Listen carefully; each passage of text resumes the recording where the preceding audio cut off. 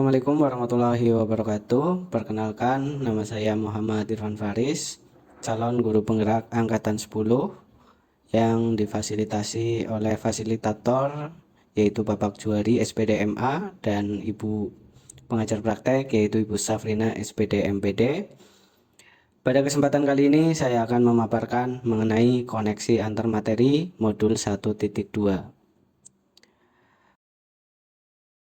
Koneksi antar materi pada modul ini itu terkait dengan modul 1.1 dan 1.2 menggunakan metode 4P, yaitu peristiwa, perasaan, pembelajaran, dan penerapan ke depan.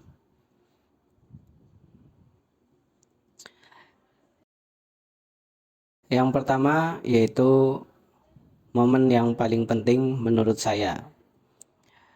Momen yang paling penting menurut saya itu adalah ketika fasilitator dan pengajar praktek memberikan arahan mengenai tugas-tugas yang diberikan.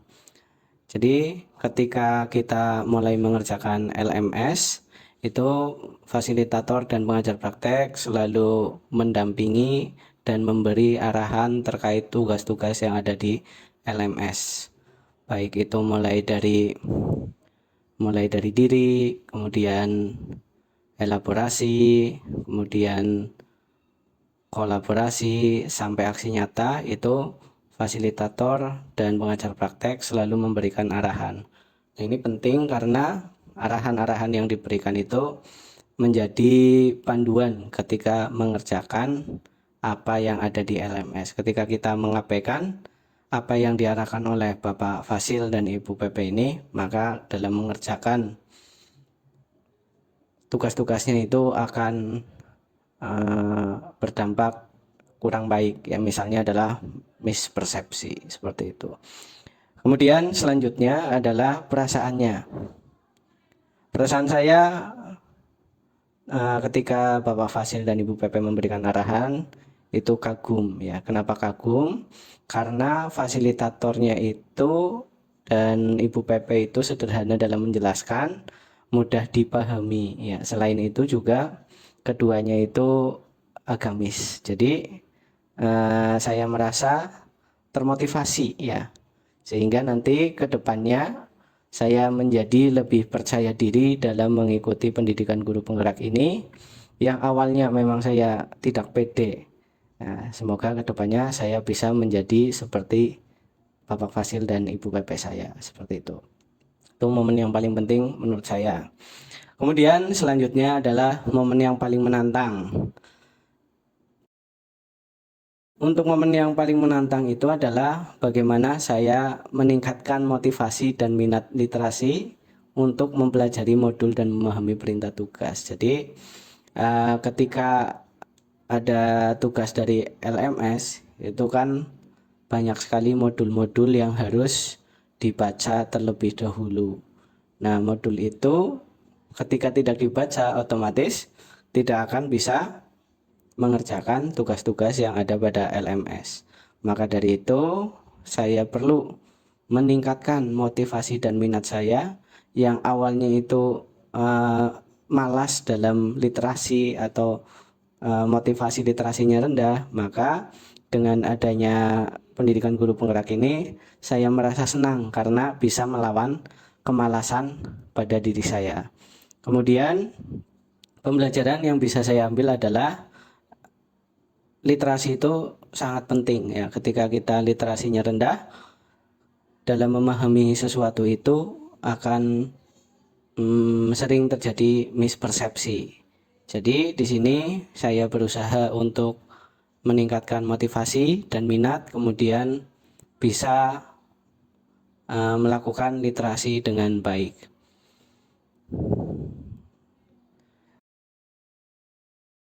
Kemudian momen yang paling mencerahkan itu adalah ketika fasilitator dan pengajar praktek menyampaikan kesalahan-kesalahan yang dilakukan ketika mengerjakan tugas. Ya, di sini jika Bapak Fasil dan pengajar praktek tidak menyampaikan apa yang salah, maka kita akan terbelenggu di dalam kesalahan. Jadi kita salah tapi nggak tahu, ya. Alhamdulillah dengan adanya Bapak Fasil dan Ibu PP, kesalahan-kesalahan yang dialami itu semakin berkurang. Kemudian ketika melakukan ruang kolaborasi pada modul 1.1, banyak sekali ilmu yang saya dapatkan dari rekan-rekan belajar, dari guru yang lain. Ya, misalnya mengenai budaya lokal. Awalnya saya berpikir budaya lokal yang ada di daerah saya itu sudah paling tinggal 20%. Ya, ternyata ketika berbagi dengan guru yang lain, itu ternyata di beberapa daerah sekitar saya masih melakukan budaya-budaya yang ada di lingkungan saya, begitu. Kemudian kaitan antara modul 1.1 dan 1.2. Jadi pada modul 1.1 ini kita dituntut untuk memahami filosofi pendidikan menurut Ki Hajar Dewantara. Ya, kenapa kita harus memahaminya? Karena di sini sebagai pegangan kita ke depan dalam melakukan kegiatan-kegiatan di sekolah. Kemudian setelah memahami yang ada pada modul 1.1, kita merefleksikan nilai-nilai yang ada pada diri kita. Ya, kita punya nilai apa pada diri kita? Nah, kemudian setelah nilai-nilai yang kita miliki diketahui, apa yang lebih maka dipertahankan dan yang kurang harus ditingkatkan untuk bisa menerapkan pemahaman yang ada di modul 1.1, yaitu mengenai filosofi pendidikan menurut Ki Hajar Dewantara. Kemudian bagaimana nilai-nilai yang dimiliki itu bisa menjadi peran yang baik kepada warga sekolah. Ya, jadi itu adalah kaitan antara modul 1.1 sampai modul 1.2, yaitu peran guru penggerak. Ya. Yang pertama tadi, sebelum merefleksi nilai-nilai yang ada pada diri kita, selanjutnya adalah filosofi pendidikan menurut KHD. Sebelum saya belajar mengenai filosofi pendidikan menurut KHD pada modul 1.1, itu saya merasa pesimis terhadap pendidikan yang ada di Indonesia. Ya, kenapa saya pesimis? Yang pertama adalah karena kurikulumnya itu selalu berubah-ubah. Jadi ketika kita sudah memahami kurikulum, misalkan KTSP, sudah paham, berubah lagi menjadi kurikulum 13. Sudah paham lagi, berubah lagi menjadi kurikulum Merdeka. Jadi belajar terus, jadi nggak pernah pintar gitu. Nah, itu yang pertama. Jadi kapan kita akan pintar? Jika kurikulumnya selalu berubah. Kemudian yang kedua adalah ketika saya mengajar itu minat siswa untuk bersekolah itu sangat rendah.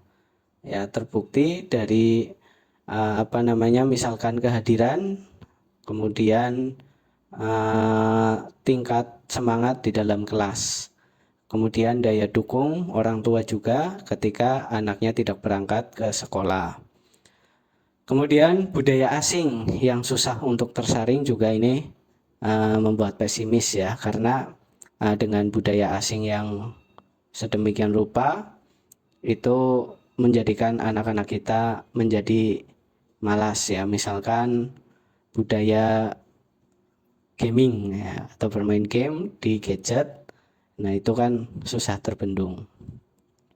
Kemudian yang keempat adalah tidak berpihak pada muridnya. Jadi saya masih egois, yang penting materi tersampaikan, kemudian nilai juga tuntas. Dan sebenarnya masih banyak lagi yang lain.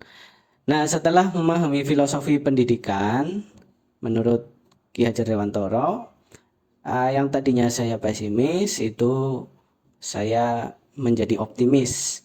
Ya, setelah saya baca-baca, saya pahami ternyata kurikulum memang harus berubah-ubah.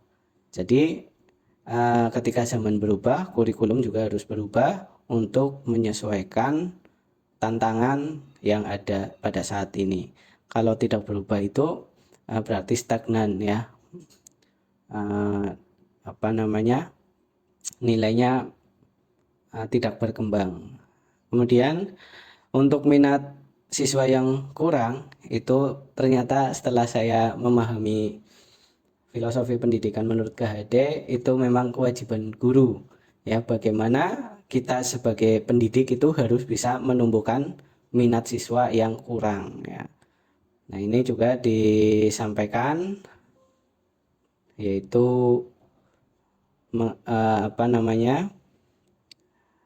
ing Arso Sung Tulodo, ing Madya Mangunkarso dan Tutwuri Handayani. Kemudian budaya asing ini juga kita sebagai pendidik harus bisa memilih, ya, atau membuat sesuatu hal yang negatif menjadi positif. Itu tantangan juga bagi seorang pendidik. Kemudian yang terakhir adalah memahami kebutuhan murid, ya, jadi tidak ego lagi terhadap diri kita, tetapi bagaimana membuat murid atau siswa itu nyaman dalam belajar sehingga mereka minat belajarnya bertambah, kemudian menjadi lebih percaya diri, kemudian memiliki kompetensi yang nantinya akan bermanfaat bagi mereka. Nah, setelah yang tadi kita memahami filosofi pendidikan, selanjutnya refleksi nilai-nilai calon guru penggerak. Ada 5 nilai calon guru penggerak. Yang pertama, berpihak pada murid, mandiri, kolaboratif, inovatif, dan reflektif. Setelah saya memahami filosofi pendidikan menurut KHD dan kemudian saya merefleksikan nilai-nilainya, ternyata ada 3 hal yang sudah cukup saya kuasai.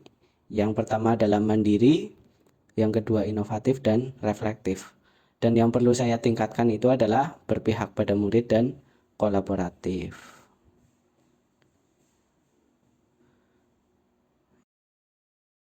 Ya, setelah itu ketika nilai-nilai tersebut yang sudah ada dipertahankan, kemudian yang masih kurang harus ditingkatkan kembali. Setelah baik, maka selanjutnya adalah kita menerapkan pemahaman filosofi pendidikan menurut KHD dan nilai-nilainya, yaitu kita harus berperan terhadap lingkungan sekolah dan peserta didik. Peran kita sebagai pendidik yang pertama itu harus bisa menjadi pemimpin pembelajaran. Yang kedua, menjadi coach bagi guru yang lain. Yang ketiga, pendorong kolaborasi. Yang keempat, mewujudkan kepemimpinan murid. Dan yang kelima adalah penggerak komunitas praktis. Yang pertama, menjadi pemimpin pembelajaran. Nah, di sini pemimpin pembelajaran yang dimaksud itu ada banyak, ya. Di antaranya adalah kita harus bisa mengembangkan kurikulum supaya ketika kita melaksanakan pembelajaran itu dengan pegangan kurikulum yang baik yang berpihak pada murid. Kemudian ketika melakukan proses kegiatan belajar mengajar juga harus disesuaikan mulai dari perencanaan, pelaksanaan, dan evaluasinya juga harus berpihak kepada murid. Kemudian kita harus membiasakan kebiasaan reflektif, ya, sehingga nanti kita mengetahui apa yang masih kurang terhadap diri kita sendiri maupun anak didik kita. Kemudian yang terakhir, melakukan asesmen, ya. Asesmen itu berarti bagaimana sih apakah siswa itu sudah kompeten atau belum. Jika belum, nanti kita refleksi lagi apa yang perlu diperbaiki. Kemudian jika sudah baik, maka harus ditingkatkan kembali. Kemudian yang kedua, coach bagi guru lain, ya. Ketika kita melaksanakan pelatihan terhadap guru lain itu kita harus bisa memahami, kemudian menuntun, ya. Kita harus paham apa yang ada pada pemikiran rekan sejawat kita. Kemudian setelah kita memahami, kita menuntun, ya. Kalau pemikirannya masih belum baik, kita tuntun menjadi lebih baik lagi. Kemudian merefleksi diri apakah sudah sesuai dengan harapan atau belum. Setelah itu melakukan evaluasi dalam proses berpikir. Nah, ini tujuannya yaitu supaya kita dan rekan kita bisa menjadi lebih baik dalam melakukan kegiatan pembelajaran yang berpihak pada murid. Selanjutnya adalah pendorong kolaborasi ya. Untuk melakukan kolaborasi, kita harus bisa menilai kekuatan yang dimiliki oleh rekan kita. Jadi kita melihatnya adalah kekuatannya. Jadi dari sekian banyak rekan, kita ambil kekuatan-kekuatan masing-masing individu tersebut, kemudian disatukan dan dilengkapi sehingga nantinya dapat saling melengkapi dan mendapatkan hasil yang produktif. Tentunya ini semua adalah untuk keberpihakan terhadap murid. Kemudian yang keempat, mewujudkan kepemimpinan murid, yaitu bagaimana kita menilai ya dari pengalaman belajar kita, apa yang sudah baik, apa yang belum baik, itu kita selalu evaluasi, kemudian kita terapkan kembali yang sudah baik dan yang sudah diperbaiki supaya nanti ketika melakukan kegiatan pembelajaran itu siswa menjadi kompeten, mandiri, dicintai, dan selanjutnya adalah percaya diri. Kemudian yang terakhir adalah penggerak komunitas praktis. Untuk menggerakkan komunitas praktis ini kita bisa atau harus memiliki nilai yang kolaboratif ya. Jadi ketika kita belum memiliki nilai kolaboratif, maka untuk menggerakkan komunitas praktis ini agak sulit. Jadi yang harus dilakukan adalah melakukan pembiasaan kolaboratif terlebih dahulu. Kemudian yang nantinya dengan cara dialog akademik, kemudian percakapan profesional, perencanaan strategis. Nah, setelah semuanya itu dilakukan, nah nanti kita bisa membuat suatu komunitas baru. Misalnya kemudian di situ kita menggerakkan supaya nanti berdampak baik yang tujuannya kepada siswa. Itu yang bisa saya paparkan pada tugas kali ini. Terima kasih. Wassalamualaikum warahmatullahi wabarakatuh.